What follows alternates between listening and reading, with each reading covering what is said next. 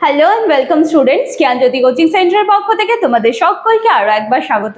আজকের আমার আলোচনার বিষয় হচ্ছে রাজনৈতিক তত্ত্বের অবক্ষয়। তোমাদের সিলেবাসে রাজনৈতিক তত্ত্বের অবক্ষয় এর সম্পর্কে কিন্তু অনেকের মতামত গুলো দেওয়া আছে তোমাদের সিলেবাসে।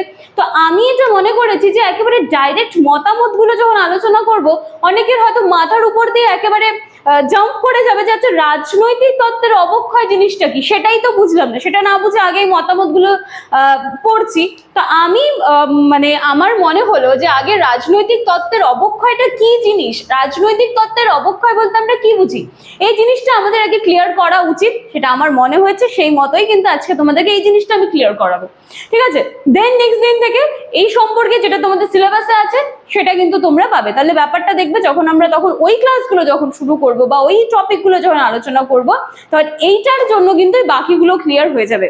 আজকে আলোচনার বিষয় হচ্ছে, ক্লাস শুরু করার আগে আমি একটু তোমাদের বলে নিতে চাই, তোমরা যারা আমাদের জ্ঞানজ্যোতি কোচিং সেন্টারের সাথে যুক্ত হতে চাইছো বা আমাদের জ্ঞানজ্যোতি কোচিং সেন্টারের একটা পার্ট হতে চাইছো, তার জন্য তোমাদের সকলকে ওয়েলকাম। আমাদের সাথে সরাসরি যুক্ত হতে গেলে তোমাদেরকে এই কর্নারে দেওয়া দুটি নাম্বারের মধ্যে যে কোনো একটি নাম্বারে কিন্তু কল করে নিতে হবে। এই নাম্বার দুটি হলো আমাদের জ্ঞানজ্যোতি কোচিং সেন্টারের অফিসিয়াল হেল্পলাইন নাম্বার। এখানে কল করে তোমরা তোমাদের যা যাবতীয় কোয়ারিজ আছে, কনফিউশন আছে, সমস্তটা কিন্তু একেবারে সমস্যা সমাধান করে নিতে পারবে।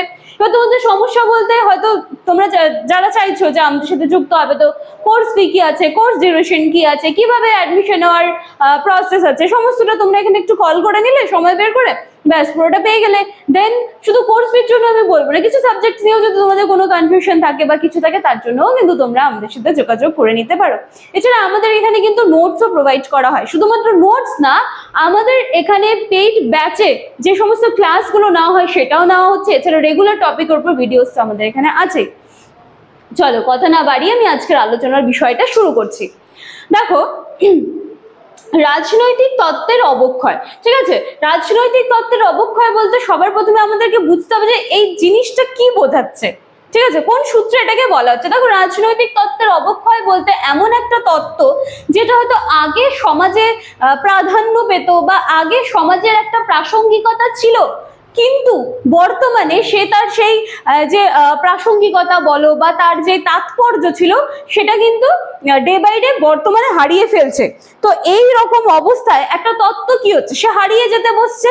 তো সেটাকেই কিন্তু বলা হচ্ছে রাজনৈতিক তত্ত্বের অবক্ষয়। মানে আগে তার একটা প্রাধান্য ছিল, প্রতিপত্তি ছিল, তার একটা গুরুত্ব ছিল, কিন্তু বর্তমানে সে সেগুলো হারিয়ে ফেলছে এবং তার জায়গায় নতুন একটা কিছু তত্ত্ব আসছে। তো এরকম একটা ব্যাপার। তো এই হচ্ছে রাজনৈতিক তত্ত্বের অবক্ষয়। এবার দেখো কোন কোন দিক থেকে মনে হতে পারে যে রাজনৈতিক তত্ত্বের অবক্ষয় হচ্ছে। আমি একটু এইভাবে লেখার চেষ্টা করেছি, হ্যাঁ, আশা করছি তোমরা দেখতে পাচ্ছ। দেখো, সামাজিক পরিবর্তন, সবার প্রথমে রয়েছে সামাজিক পরিবর্তন। তো সামাজিক পরিবর্তন এই সূত্রে বলা যেতে থাকে, মানে এই সূত্রে আমরা বলতে পারি যে দেখো, সমাজ আমাদের যেভাবে সৃষ্টি হয়েছিল, তো এখনো কি সেই সমাজ ব্যবস্থাটাই রয়েছে?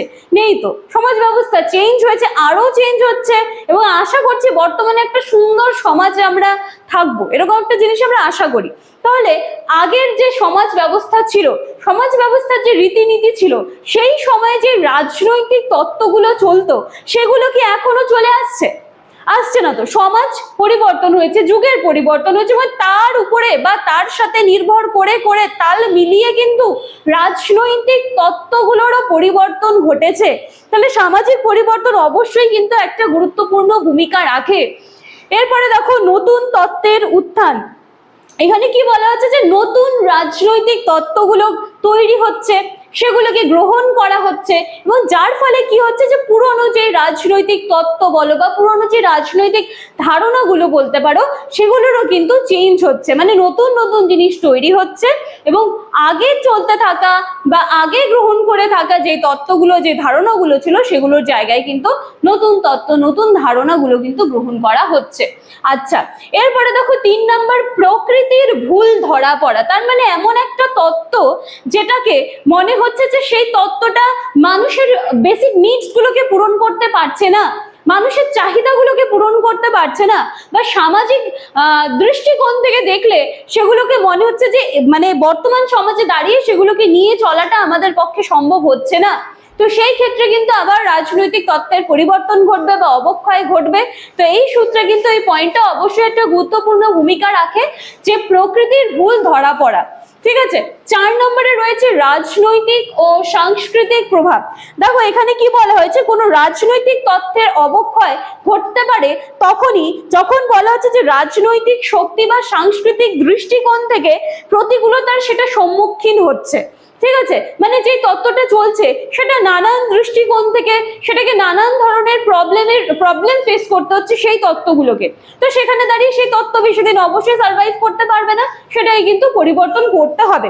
ঠিক আছে, তো এই পয়েন্টটা রয়েছে। যেমন উপনিবেশবাদের তত্ত্বগুলো স্বাধীনতা পরবর্তী সময়, ঠিক আছে, বলেছে স্বাধীনতা পরবর্তী সময়ে কিন্তু অনেকটা মানে অপ্রাসঙ্গিক মনে হয়েছিল। ঠিক আছে, এবার নর্মাল একটা জিনিসই তোমরা দেখে নাও না, যখন আমরা ব্রিটিশদের অধীনে ছিলাম তখন সেই ধরনের মানে যেই রীতিনীতিগুলো ছিল, যেভাবে আমাদের লাইফস্টাইল ছিল, আমাদের সমাজ যেমন ছিল, সেই জিনিসগুলো সেই মানে বাধ্যবাধকতায় যে আমরা যে ছিলাম সেই সময় ব্রিটিশদের আন্ডারে, তো আমরা স্বাধীন হওয়ার পরে কি এভাবে বন্দী হয়ে থাকবো? কখন এটা সম্ভব হয়? তাহলে সেই জিনিসগুলো তো আমাদের স্বাধীন হওয়া ভারতে বা স্বাধীন হওয়া দেশে বা স্বাধীন সমাজেও বলতে পারি, স্বাধীন সমাজেও তো সেগুলোর পরিবর্তন এসেছে। তো অবশ্যই রাজনৈতিক এবং সাংস্কৃতিক প্রভাবও কিন্তু এই ক্ষেত্রে একটা গুরুত্বপূর্ণ ভূমিকা কিন্তু রাখে। তো এই ছিল হচ্ছে তোমাদের রাজনৈতিক তত্ত্বের অবক্ষয়, মানে আগে ঘটে যাওয়া এমন একটা জিনিস রাজনৈতিক তত্ত্ব, যেটা আগে তো প্রাধান্য পেত কিন্তু বর্তমানে সেটার প্রাধান্য পাচ্ছে না, এবং সেই জায়গায় কিন্তু নতুন কোনো তত্ত্ব বা ধারণা গৃহীত কিন্তু হয়েছে বা গ্রহণ করা হয়েছে। তো এই হচ্ছে তোমাদের আজকে রাজনৈতিক তত্ত্বের অবক্ষয়। পরের দিনের ক্লাসে আমরা মেবি তোমাদের ডেভিড ইস্টনের মতামত রয়েছে, তোমাদের সিলেবাসে দেওয়া আছে, তো এইগুলো নিয়ে কিন্তু আমরা আলোচনা করব। তো তার আগে কিন্তু জানতে হবে যে রাজনৈতিক অপক্ষয়টা কি জিনিস, সেটাকে কি খায় না মাথায় দেয়। তো এই কথাটা মাথায় রেখেই কিন্তু আজকে তোমাদের আমি এই জিনিসটা ক্লিয়ার করার জন্য এই ভিডিওটা করছি। আশা করছি ভিডিওটা তোমরা পুরোটা দেখবে, ভিডিওটা তোমাদের ভালো লাগবে, ইভেন হেল্পফুল হবে। পরবর্তী দিনের ক্লাসে আজকের ক্লাসটা মাথায় রাখবে এবং পরবর্তী দিনের টপিকগুলো একদম তোমাদের ক্লিয়ার হয়ে যাবে। চলো আজকের ক্লাসটা আমি এখানেই শেষ করছি। ক্লাসটি ভালো লাগলে লাইক, কমেন্ট, শেয়ার, সাবস্ক্রাইবের আশা রাখলাম। পরের দিনের ক্লাসে দেখা হচ্ছে, ততদিন বা ততক্ষণের জন্য থ্যাংক ইউ।